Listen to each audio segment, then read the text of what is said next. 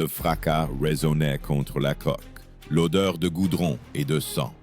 500 navires, étirés le long des côtes anglaises, tels des griffes noires, s'ancraient dans la terre d'Albion. Les chroniques de l'époque disent « Jamais les Angles n'avaient vu une armée aussi immense ». 500 dracars, ce n'est pas un mythe, pas une légende, c'est la grande armée païenne, venue non pas pour piller, mais pour conquérir. Pourquoi est-ce précisément alors, en l'an 866, que la mer a amené l'Empire viking ici, vers ses rivages froids?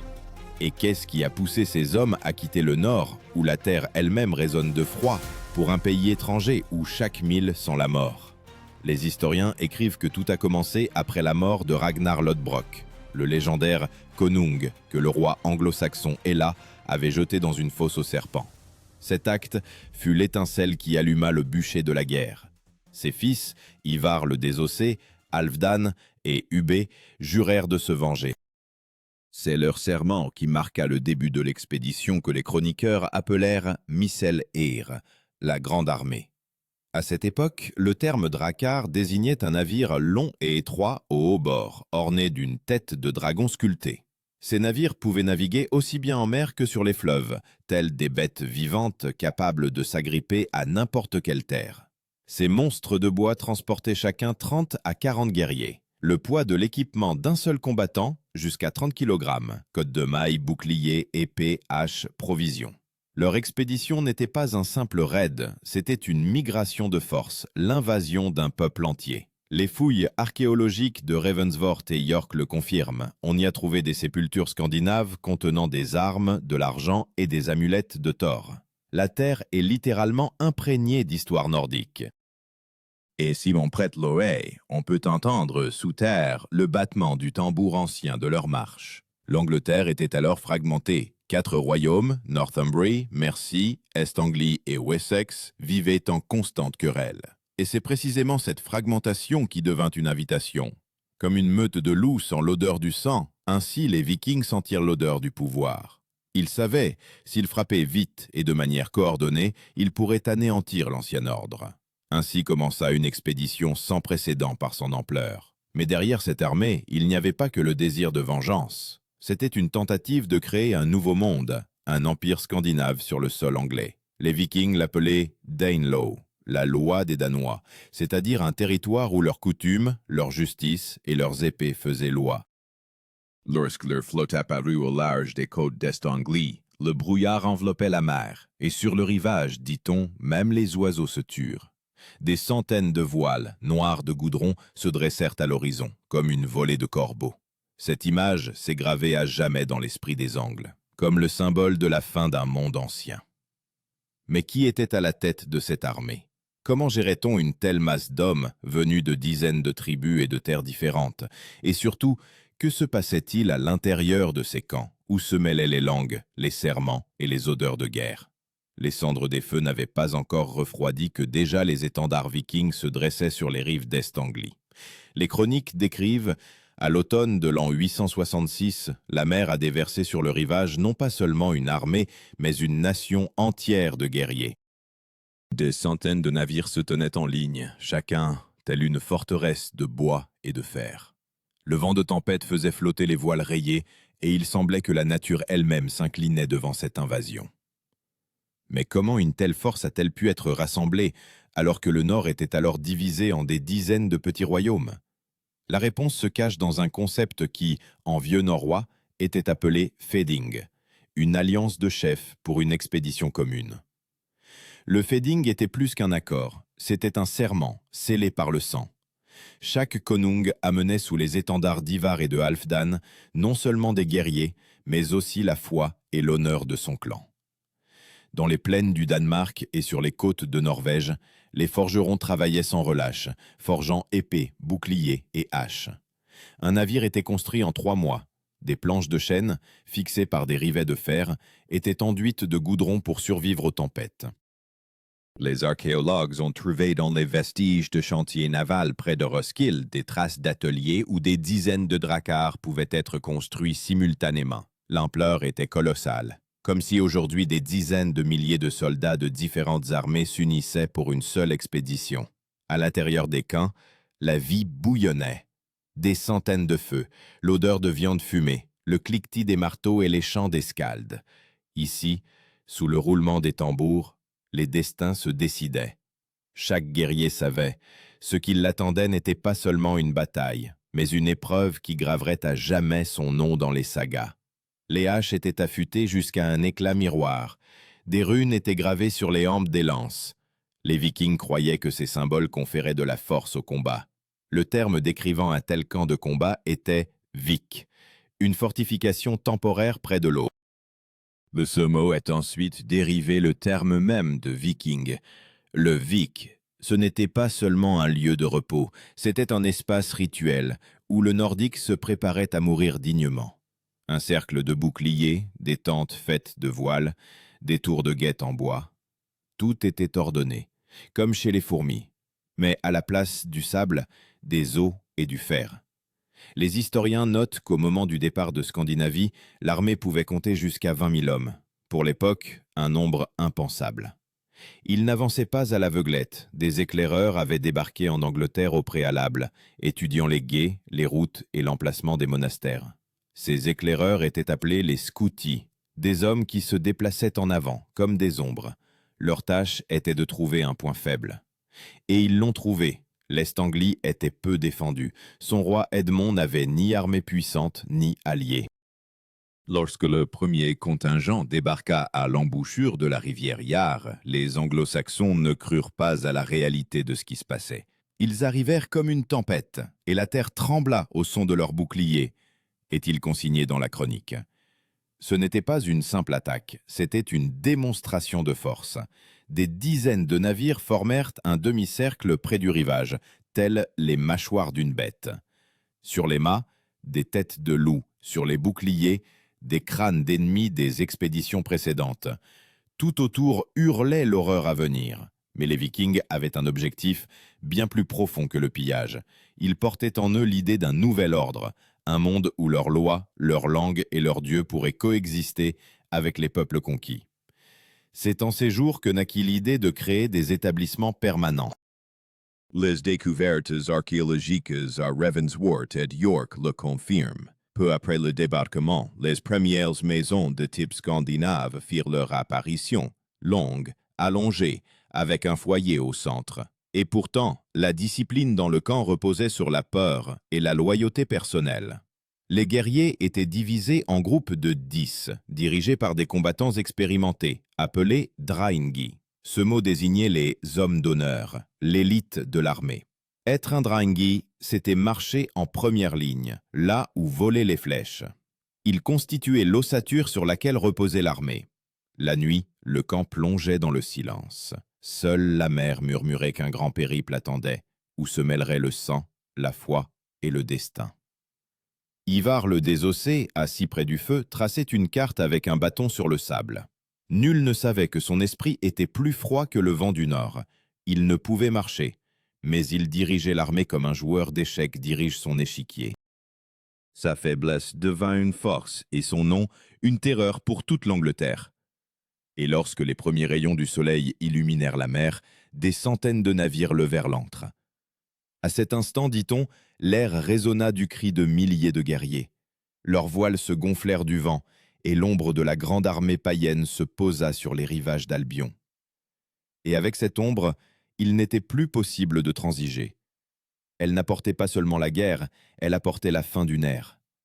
Le brouillard sur la rivière Humber se dissipait lentement, tel le souffle d'une bête.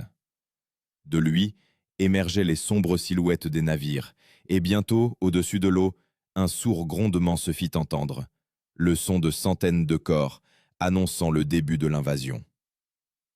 Les chroniques rapportent « À l'automne de l'an 866, l'armée d'Ivar le désossé se dirigea vers le nord, vers les terres de Northumbrie. Cette expédition fut le premier coup porté par la grande armée païenne au cœur de l'Angleterre anglo-saxonne. La Northumbrie était fragmentée, et une lutte pour le pouvoir opposait ses rois Ella et Osbert. Ivar comprit qu'il était possible d'écraser l'ennemi tant qu'il se battait contre lui-même. Les Vikings avancèrent le long de la rivière, à travers les marais et les collines, laissant derrière eux des villages incendiés. Chaque pas de leur armée était planifié. La tactique qu'ils employaient s'appelait le Svinfylking, le cochon, une formation en coin dense dirigée droit au cœur de l'ennemi. En tête marchaient les meilleurs, les Drengi, suivis des guerriers du second rang, et les lanciers fermaient la marche. Ce coin vivant brisait les défenses comme une canine de fer. Les contemporains écrivaient que voir l'attaque du Svinfylking était comme regarder la mer s'abattre sur la terre. À l'aube, ils approchèrent de York, une ville ancienne, alors appelée Eoforwick. Ces murs de bois, érigés à la hâte, ne pouvaient arrêter l'assaut de 500 navires remplis de guerriers. Les annales racontent, le jour de la bataille, le ciel était gris. Le vent de la mer poussait la pluie, et les boucliers des Vikings scintillaient comme les écailles d'un serpent. Des feux de signalisation brûlaient sur les tours, mais aucune aide ne vint. Ella et Osbert, oubliant leur querelle, se hâtèrent d'unir leurs troupes. Trop tard. Ivar se tenait sur un chariot au bord de la colline, donnant des ordres. Il ne bougeait pas, mais sa voix était comme de l'acier. Il commandait avec sang-froid, avec calcul, comme s'il jouait à un jeu de Dieu. Plus tard, les chroniqueurs écriront « Il ne connaissait pas la peur car ses os étaient déjà morts ». Son surnom, le désossé, devint le symbole d'une volonté inhumaine. Peut-être souffrait-il d'une maladie qui rendait son corps faible, mais son esprit impitoyable. L'assaut dura plusieurs heures. Les Vikings forcèrent les portes, firent irruption dans la ville et la livrèrent aux flammes. Les chroniques affirment que York tomba en novembre 867. Ella et Osbert périrent. Ivar ordonna d'enterrer leurs corps selon la coutume des Nordiques, sans honneur, comme une prise de guerre. Ainsi se vengea-t-il de Ragnar. Mais la tradition la plus macabre raconte, sur Ella fut exécuté l'aigle de sang, un ancien rite sacrificiel où le dos de l'ennemi était ouvert, exposant les côtes comme des ailes. Les historiens débattent si ce rituel fut réel ou seulement un acte symbolique, mais l'idée même suscitait l'horreur chez tous ceux qui en entendaient parler. L'armée d'Ivar ne resta pas à York. Ils fortifièrent la ville, la transformant en base. Les archéologues ont trouvé des traces d'anciennes fortifications, un fossé, des murs, des vestiges de forges et d'entrepôts. Ce fut le premier grand centre de pouvoir viking sur le sol britannique. La ville reçut un nouveau nom, Jorvik. Ici, pour la première fois, la loi du Nord entra en vigueur, le Danelaw, où la justice était rendue selon les coutumes des Danois. Le terme Danelaw désignait une zone où la loi viking était en vigueur, différente de la loi anglo-saxonne. Ici, le juge était appelé lagman, littéralement homme de loi. Il réglait les litiges de mémoire sans codes écrits, en se fiant au serment des témoins. Cela révélait une caractéristique particulière de la société nordique, la foi en la parole donnée devant tous. Et maintenant, cette parole était devenue loi sur une terre étrangère.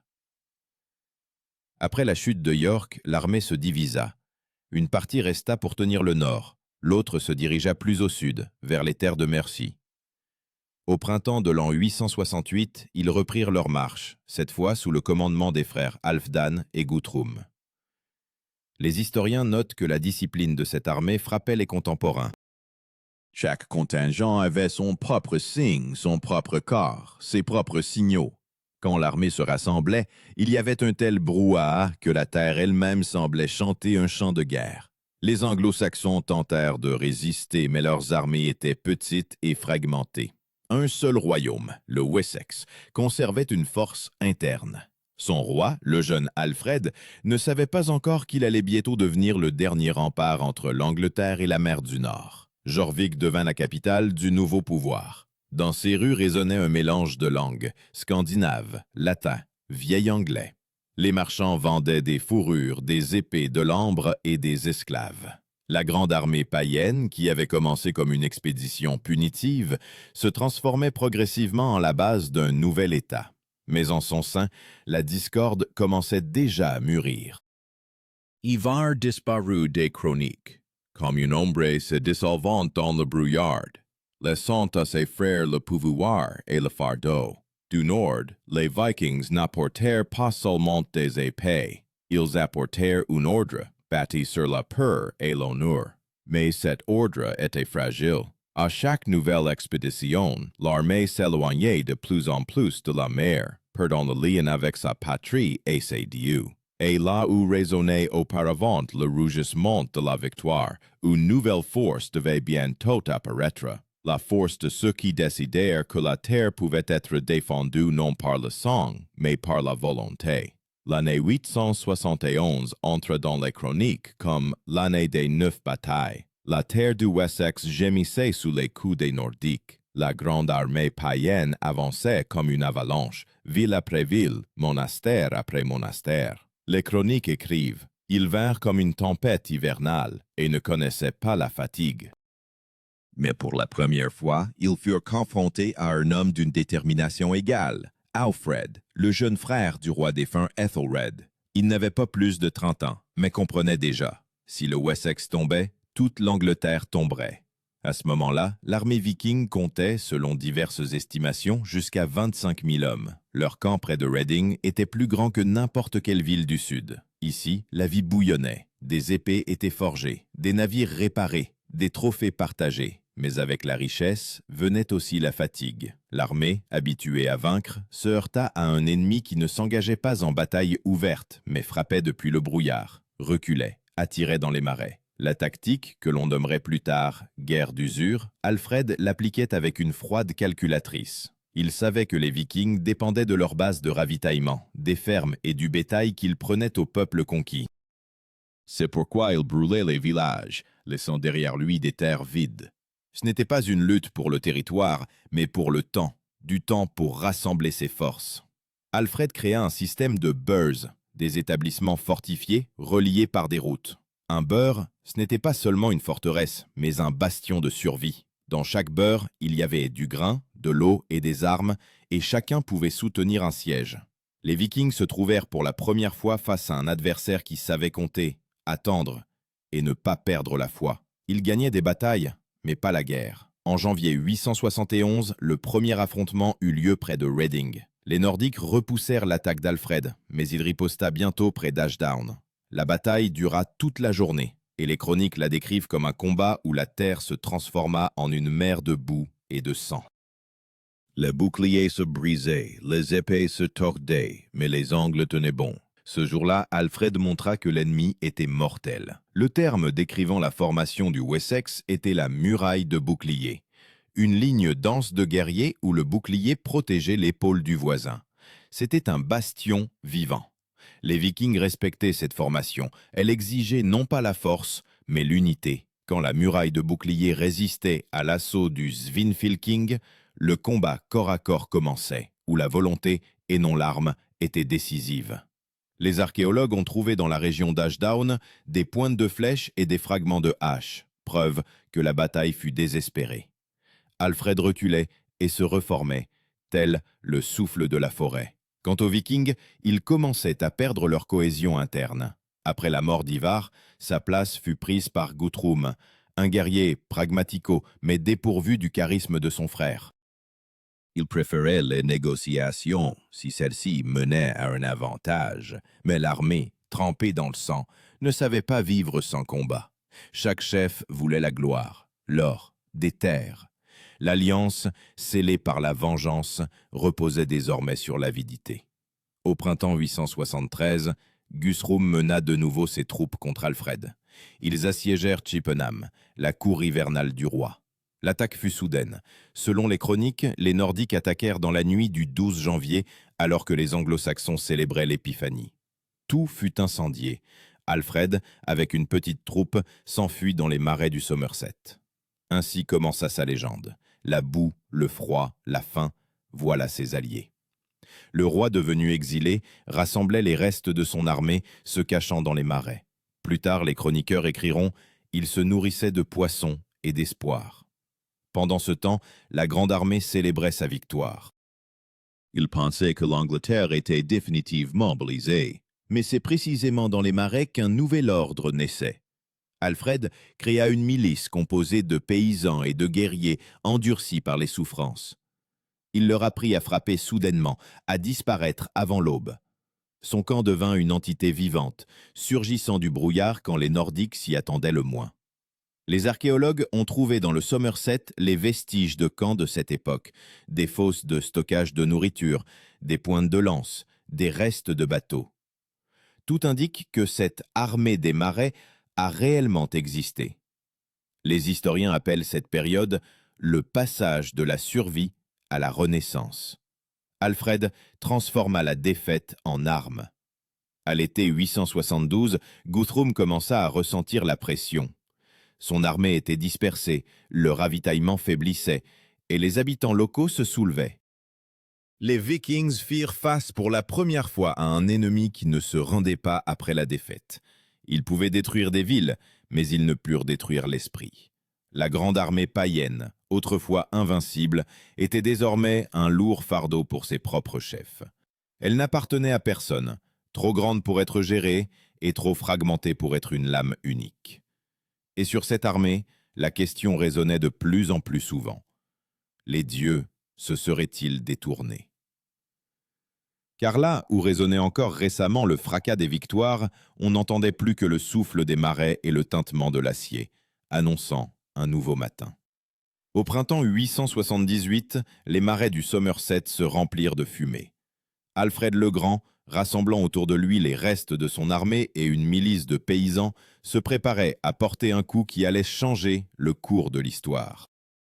Cette année durant, la grande armée païenne avait régné en maître en Angleterre, et l'heure de la vengeance avait sonné. Les Nordiques, confiants dans leur victoire, avaient dispersé leurs forces à travers le pays, laissant d'importantes garnisons à York, Londres, Gloucester et Chippenham. Mais cette confiance même fut leur perte.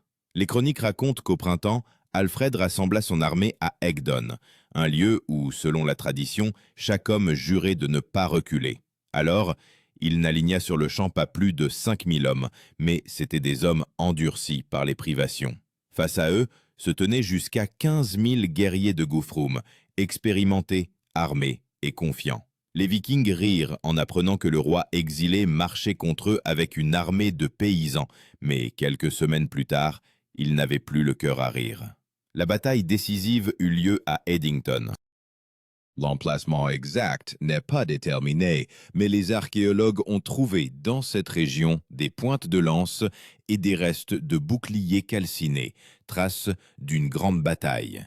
La veille du combat, Alfred ordonna à ses hommes de fortifier leur position et de construire une muraille de boucliers. 3 rangées de boucliers, chacun comme une pierre dans une maçonnerie dense.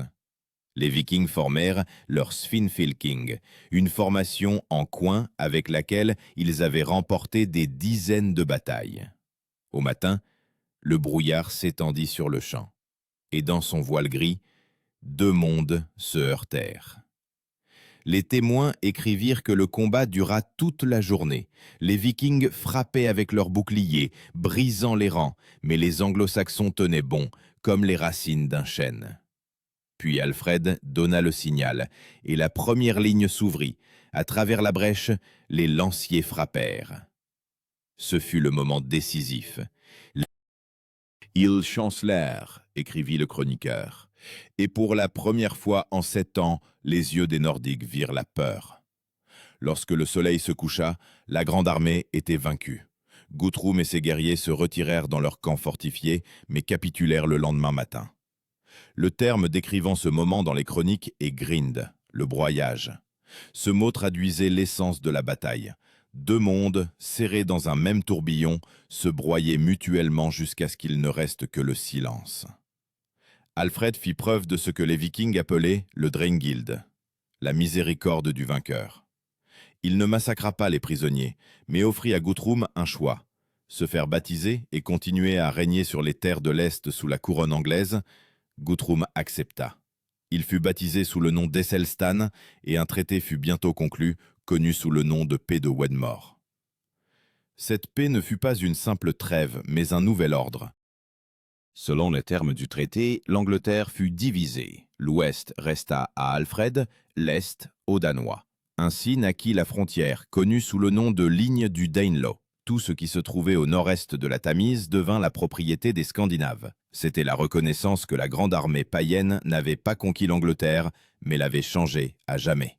Les découvertes archéologiques le confirment. Après le traité, les Nordiques commencèrent à s'installer paisiblement sur les terres. Dans les fouilles de York et Nottingham, on a trouvé des amulettes de Thor à côté de croix, des épées scandinaves à côté de boucles anglo-saxonnes. Deux mondes, longtemps opposés par l'épée, commencèrent à fusionner. Les historiens appellent cela le début de la double culture, un mélange de coutumes, de langues, d'architecture. Mais tous n'acceptèrent pas la paix. Une partie des guerriers, en particulier les jeunes jarls, estimaient que Guthrum avait trahi les dieux. Ils quittèrent l'Angleterre, se dirigeant vers l'Irlande et la France. Là, la grande armée païenne se divisa définitivement. Une partie s'installa à Dublin, fondant le premier royaume scandinave d'Irlande. Une autre partie périt dans des escarmouches sans fin. Ainsi l'armée, autrefois unie, se dissipa, tel le brouillard sur la mer. Le terme qui décrit le mieux cette désintégration est « sig », le destin. Pour le nordique, le destin n'était pas une punition, c'était un chemin dont on ne pouvait dévier. La grande armée païenne a parcouru son chemin jusqu'au bout. Elle apporta la destruction, mais aussi une nouvelle ère. Après Wedmore, la reconstruction commença. Les villes furent fortifiées, le commerce reprit vie, les monastères renaquirent. L'Angleterre, des ruines, se relevait nouvelle, non plus purement anglo-saxonne, mais anglo-scandinave.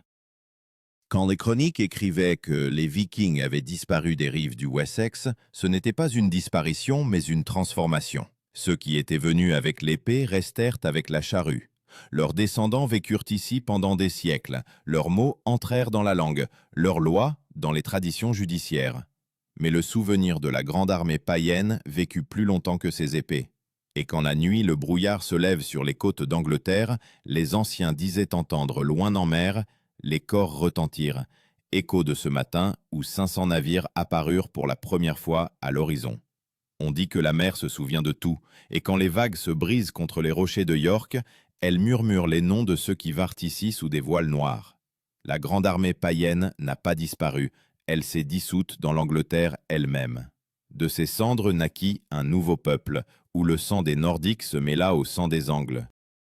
Leurs épées se transformèrent en sillons, leurs navires en maisons, leurs dieux en légendes. Les historiens estiment que c'est précisément après ces années que l'Angleterre se perçut pour la première fois comme une terre unie. Alfred le Grand créa un système de lois, s'appuyant sur le souvenir de ses ennemis. Il adopta des Vikings la discipline, l'organisation, le système de fortification. Même le mot « flotte » entra dans le langage anglo-saxon depuis la langue de ceux que l'on craignait autrefois. Les découvertes archéologiques, des bijoux scandinaves dans des tombes anglaises, des symboles runiques sur des croix, confirment que les frontières entre les peuples s'étaient estompées. Mais la trace principale ne demeura pas dans la terre, mais dans la mémoire humaine. La grande armée païenne devint une leçon. La force ne réside pas dans la destruction, elle réside dans la capacité à se relever après elle. Leurs épées rouillent, mais leur détermination trouble encore la mer. Et maintenant, quand tu entends le bruit du ressac, demande-toi, si 500 navires apparaissaient de nouveau à l'horizon, trouverais-tu en toi autant de volonté que celle de ceux qui marchèrent à la mort pour leur destin?